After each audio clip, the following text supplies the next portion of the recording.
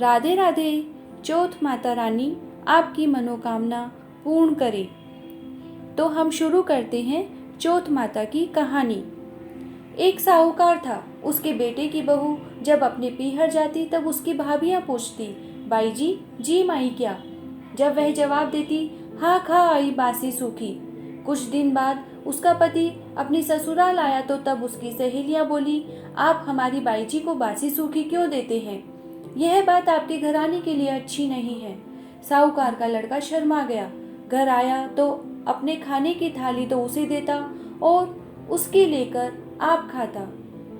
थोड़े दिन बाद वह फिर मायके गई तो भाभियों ने पूछा, क्यों बाई जी, अब तो अच्छी तरह भोजन मिलता है? पर उसने वैसा ही जवाब दिया। साहूकार का बेटा लाने गया तो फिर सहेलियों ने उलाहना दिया। बोली, आप अपनी माँ को कुछ भी कहते नहीं? साहूकार के लड़के ने चुप्पी मार ली और घर आकर अपनी स्त्री से बोला, तुम बिना मतलब मुझे क्यों बदनाम करती हो? बहू बोली, अभी बड़ों की कमाई खाती हूँ, आपकी कमाई जब खाऊंगी तो ताजा भोजन करूंगी। साहूकार का बेटा समझ गया। अच्छा मुहूर्त दिखाकर कमाने के लिए चला गया। कई वर्ष बीत गए। एक दिन उसकी बहू पड़ोस में आग लेने गई तो पड़ोसन बोली, इस समय कौन आग देगा? हम तो कहानी सुन रही हैं। उसने कहा, किसकी कहानी सुनती हो और इससे क्या होगा? महिलाएं बोली, चौथ के व्रत की कहानी सुनती हैं। अन्न हो, धन हो, 12 वर्ष का बिछड़ा पति मिले, पुत्र हो।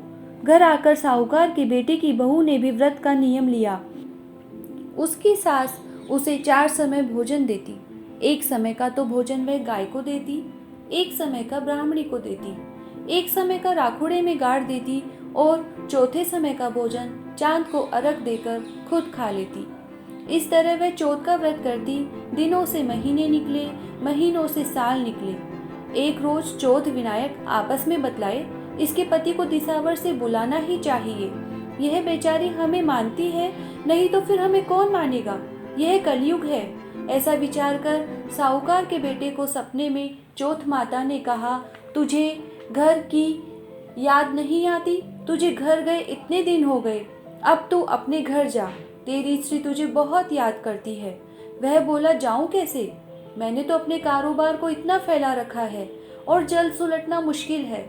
चौथ माता ने कहा, कल सारा काम सुलट जाएगा। सुबह वह उठा और नहा धोकर घर जाने की सारी तैयारी की और चल पड़ा। चलते चलते बावनी उजाड़ आई। देखा कि एक काला नाग अग्नि की तरफ जा रहा है। साहूकार के बेटे ने उसे छिचकार दिया। सर्प को बड़ा क्रोध आया। उसने कहा, पापी हत्यारे, तूने मुझे छिचकार कर यह क्या किया? मैं कई दिनों से भूखा मरता कष्ट पा रहा था। आज मैं जलकर अपने कष्ट को दूर कर देता। अब मैं तुझे खाऊंगा। साहूकार का बेटा बोला, भाई खा तो ले, पर मुझे मेरी माँ और बहू से मिले बहुत वर्ष हो गए हैं।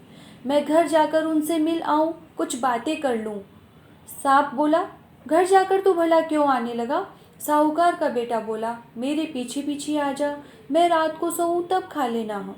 सर्प बोला, मैं खाट पर चढ़ नहीं सकता। तो साहूकार के बेटे ने कहा, मैं अपनी चोटी लटका दूंगा, उसके सहारे चढ़कर खा लेना। सर्प मान गया और उसके पीछे पीछे चला गया। घर पहुंचा, सारे घर में आनंद छा गया। रात हो गई। ऊपर छत के कमरे में सोने के लिए गया। सीढ़ियों में बालू मिट्टी बिछाकर छिड़काव कर दिया। दूध का कटोरा भरवा कर रख दिया।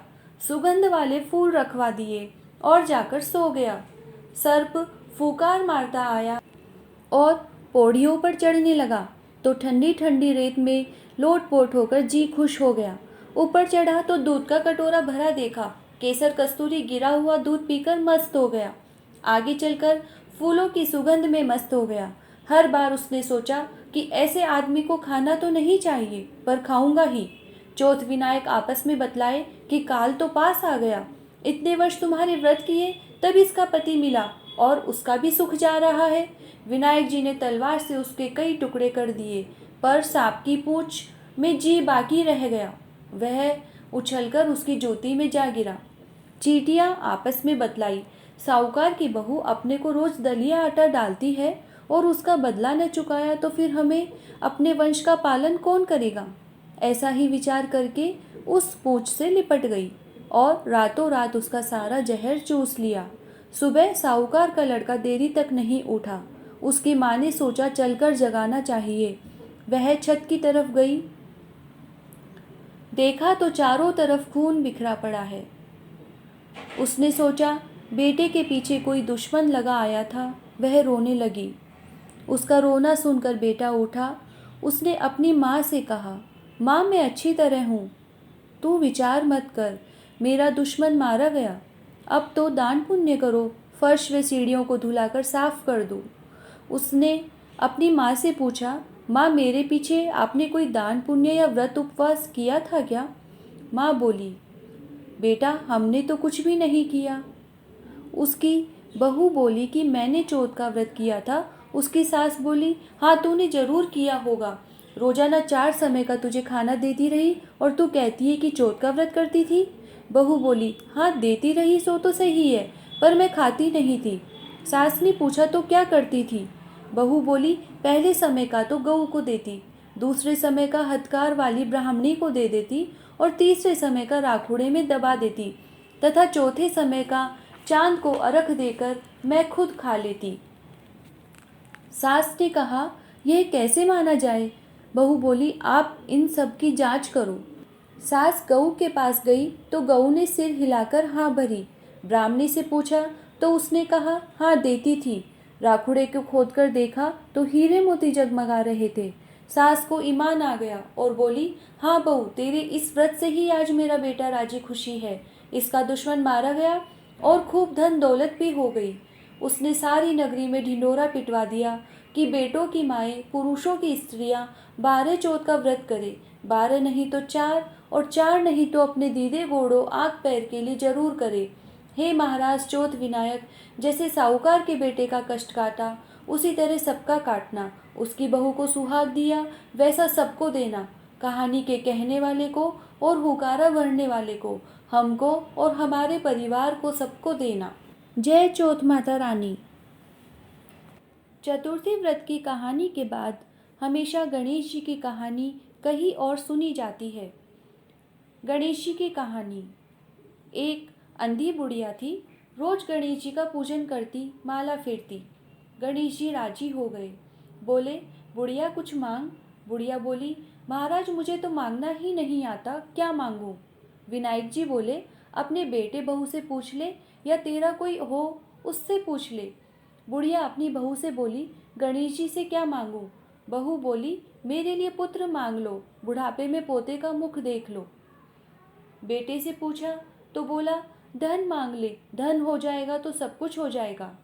पड़ोसन से पूछा तो बोली, बेटे बहू किसके हैं, तू तो अपने दीदे गोड़े मांग ले, नहीं तो बुढ़ापे में दुख पाएगी, खाट में पड़ी सड़ेगी। अब बुढ़िया चक्कर में पड़ गई, सोचती सोचती सो गई। सुबह उठी, नहा धोकर पूजन किया। गणेश जी आए, बोले, क्यों बुढ़िया, पूछ लिया? बोली, हाँ महाराज पूछ लिया। आप मुझे ये वरदान दो कि मैं अपने पोते को सोने के कटोरे में दूध पीते देखूं। विनायक जी बोले, बुढ़िया तू तो भोली दिखती थी और मांगने के समय सब कुछ मांग लिया। अच्छा ऐसा ही होगा, कहकर चले गए। धीरे धीरे सारी बातें होने लगी। घर में धन दौलत भी खूब हो गई, बहू के लड़का भी हो गया, बुढ़िया को आंखें भी मिल गई, आनंद ही आनंद हो गया। हे विनायक जी महाराज, बुढ़िया की तरह सब पर मेहर करना। कहानी को सुनते हो, हुकारा भरते हो, लिखने पढ़ने वाले को सबको भला करना। जय गणेश जी महाराज की। आप सबका सहयोग हमें मिलता रहे। प्लीज़ चैनल को सब्सक्राइब करें, लाइक करें एंड शेयर करें।